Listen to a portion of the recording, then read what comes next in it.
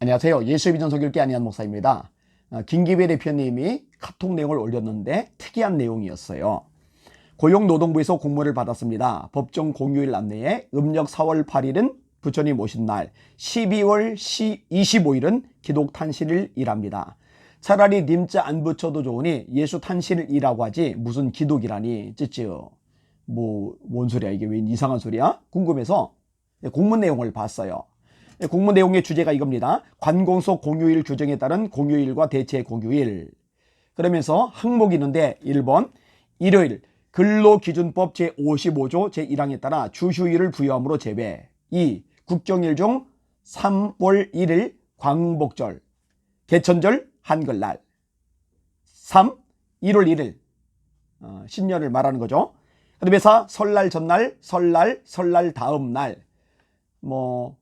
음력으로 따질 경우에 12월 마지막 날 1월 1일, 1월 2일, 이게 이제 공휴일이다 그 얘기죠. 그 다음에 5. 부처님 오신 날 음력 4월 8일. 공문 내용을 제가 그냥 읽어드린 거예요. 6. 5월 5일 어린이날. 그 다음에 7. 6월 6일 현충일, 공휴일이다 이거죠. 그 다음에 8. 추석 전날, 추석 다음 날 음력 8월 14, 15, 16일을 말하는 거예요. 이제 문제가 되는 게 9번째 항목인데 12월 25일 기독 탄신일. 이게 뭔 소리야 이게? 성탄절이란 말 몰라요? 갑자기 기독 탄신일. 이게 고용노동부가 보낸 공문의 공식 문서의 내용입니다. 아니 성탄절이란 말 안 쓰려면 차라리 부처님 오신 날처럼 예수님 오신 날 이러지 뭔 기독 탄신이래요. 아니면 공평하게 기독교에서 교자 빼고 기독 탄신을 냈듯이 불교도 불교에서 교자 빼고 불탄신일 이러든지, 기독 탄신일, 불탄신일 이러든지, 부처님 오신 날 냈으면 예수님 오신 날 이러든지. 아니 4월 주파일은 부처님 오신 날 똑바로 해놓고 성탄절은 기독 탄신일? 이 말이 안 되는 거예요.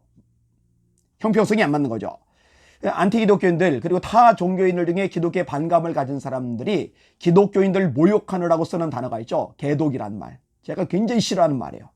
개독.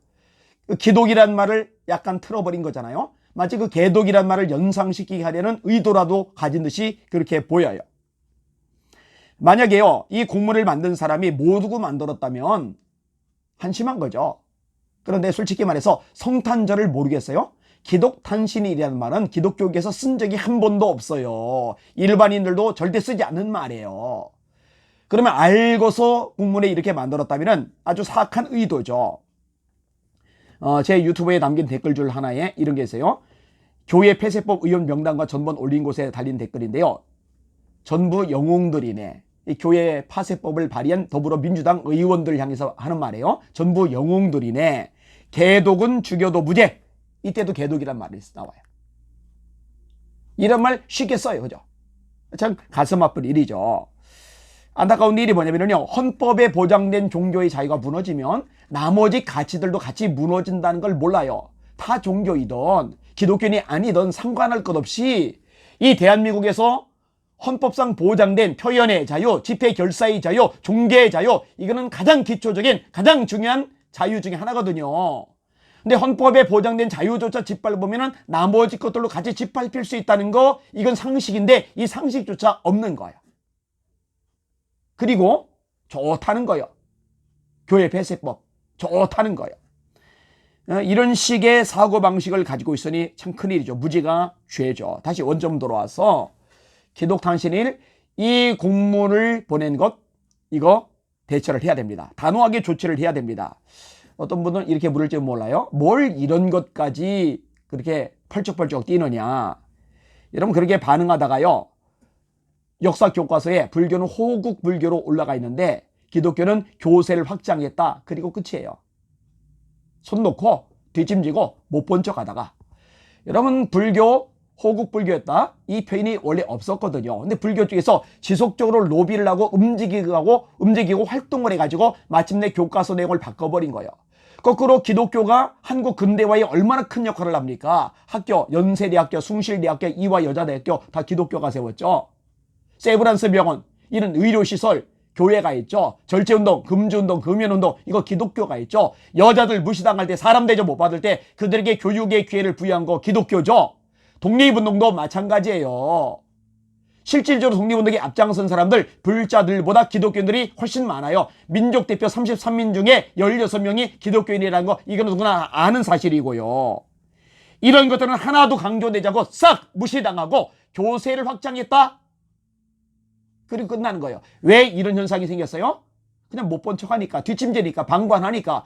그러니까 점점 이 기독교가 무시를 당하고 박살이 나는 거예요. 엉터리 취급을 당하는 거예요. 그러니까 사소하게 그냥 넘어갈 일이 절대로 아닙니다. 침묵하면 되는 일이 아니라는 겁니다. 제가 말한 건요, 과대하게 포장하라는 얘기가 아니에요. 정도 이상으로 기독교의 우호적인 반응을 끌어내라는 얘기가 아니에요. 제대로 형평성 있게 하도록 하라는 거예요. 눈 제대로 뜨고 제대로 반응하라는 얘기예요.